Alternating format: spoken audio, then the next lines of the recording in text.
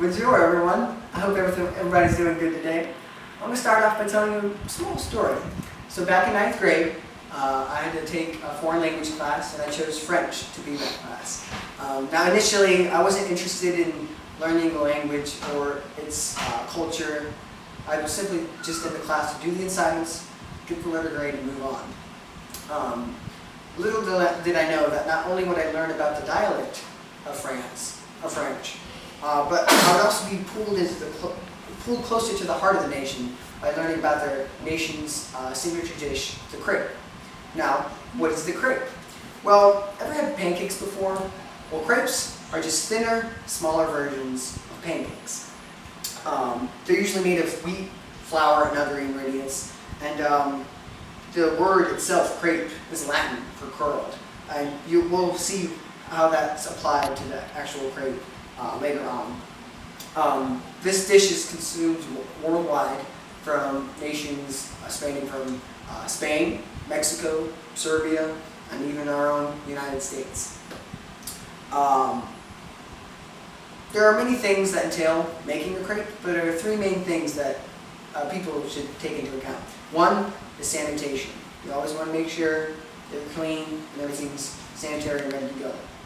Two is following all the instructions necessary to make the crepe. That's basic prep time, mixing the proper ingredients, and then proper cook time. And afterwards, it might even require a small period for the cool down time for the crepe.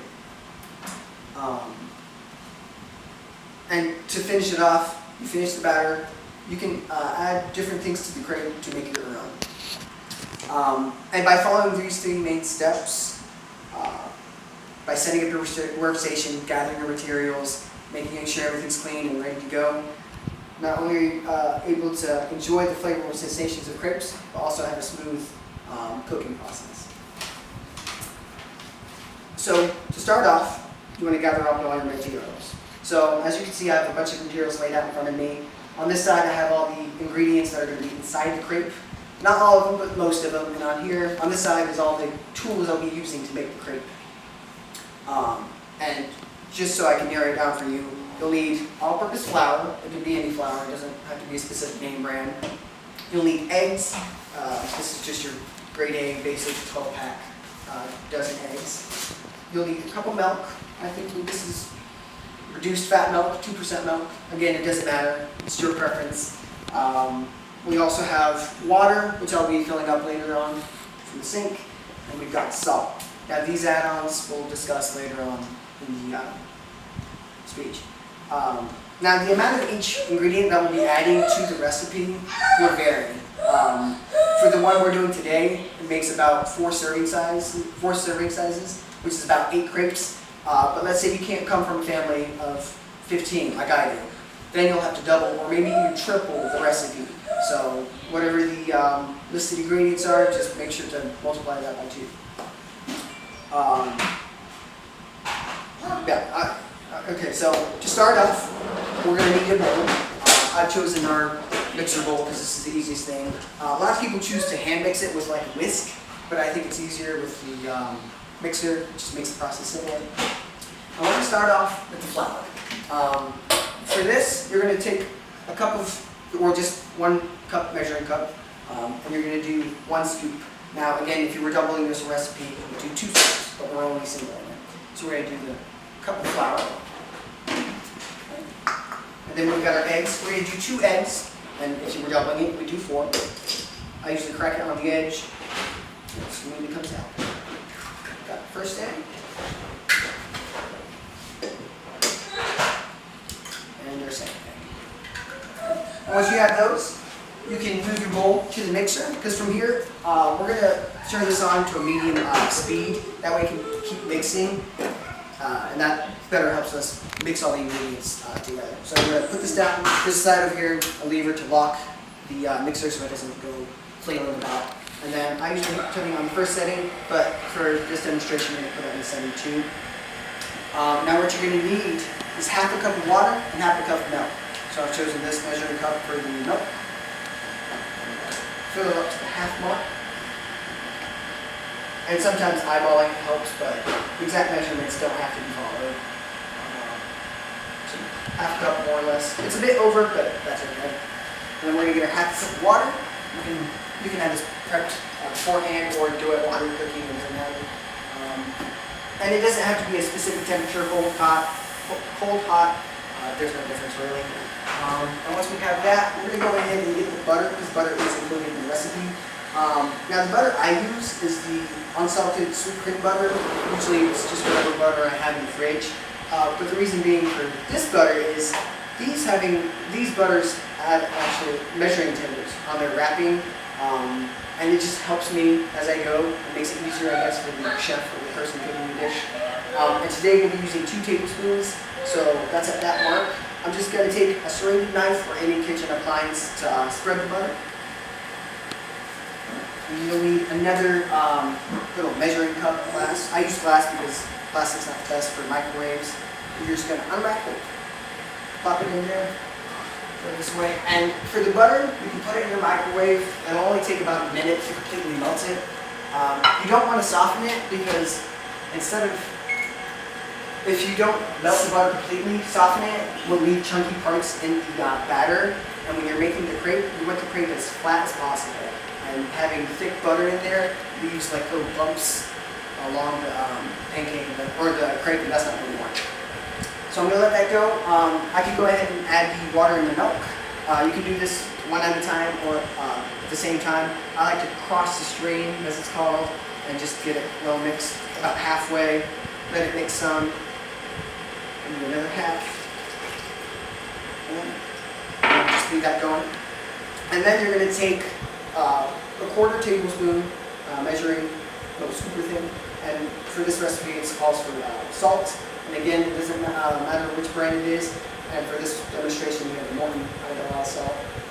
You can do this over the mixing bowl, or just if you're steady enough, have a steady hand, just not like that, but you get the idea. We're gonna just sprinkle that in slowly, and as you can tell, our butter's done.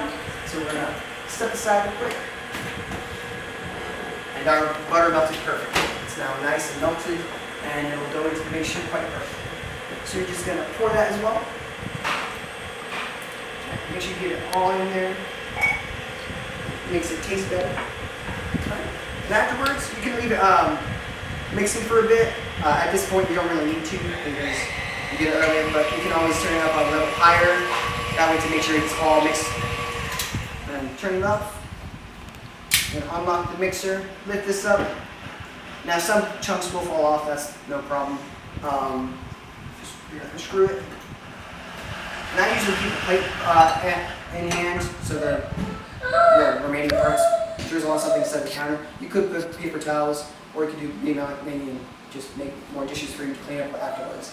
But as you can see, the batter should be like a liquid, almost like a milkshake, like a vanilla shake or something. We're going to set that to the side.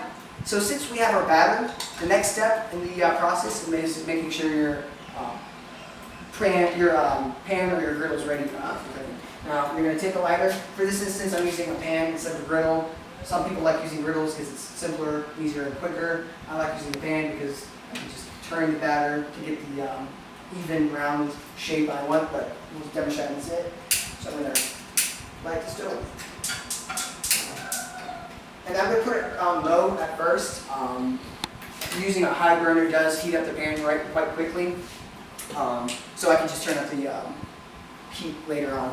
Now, for your crepes, when you're pouring them into a frying pan or a griddle, regardless, you don't want too much because then that makes it hard for the crepe to have a more round, natural shape. Too little, and then the crepe becomes too thin as you're cooking it and then breaks and then doesn't work. So for this recipe, the best amount is a 1/4 cup.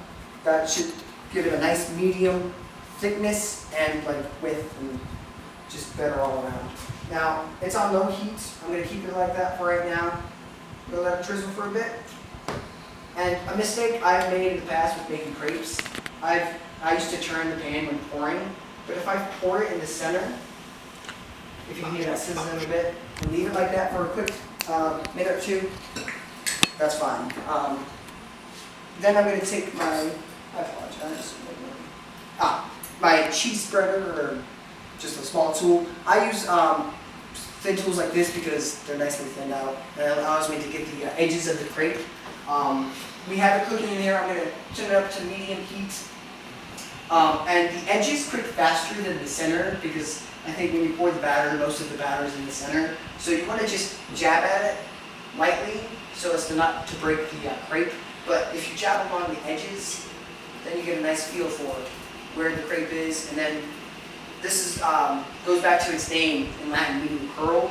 Most people curl their crepes when they're done, or they leave them flat like pancakes. But we'll show you why it's curled later when we add the other special ingredients. And you can keep that cooking there.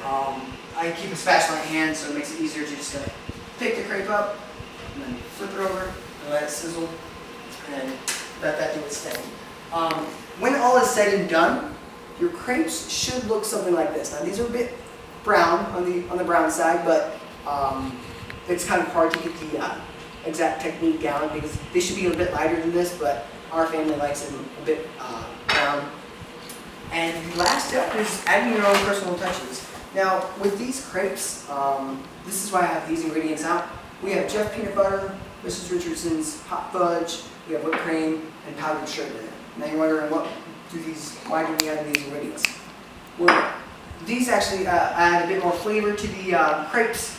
It just makes them a bit more enjoyable in my opinion. It adds extra flavor because the crepes by themselves just taste like regular pancakes. So you just spread some powdered sugar on there. I can spread peanut butter or add whipped cream. But afterwards, after you've added your ingredients, you can also add other things like berries, like strawberries, blueberries,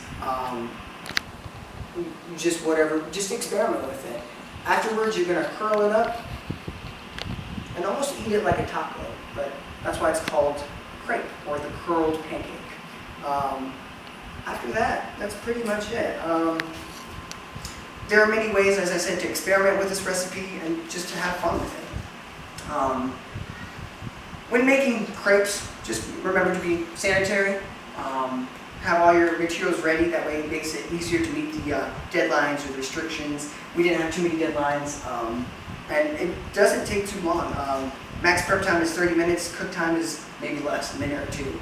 And from there, just by following these steps, you can be open to trying new things and just having a better day. And most importantly, just have fun with the experience and enjoy the delicious flavors that crepes can bring. And you can add literally anything you want. Some people may add onions, apple slices, anything. But as long as you're satisfied at the end of the day and your belly's full, you're good to go. Thank you.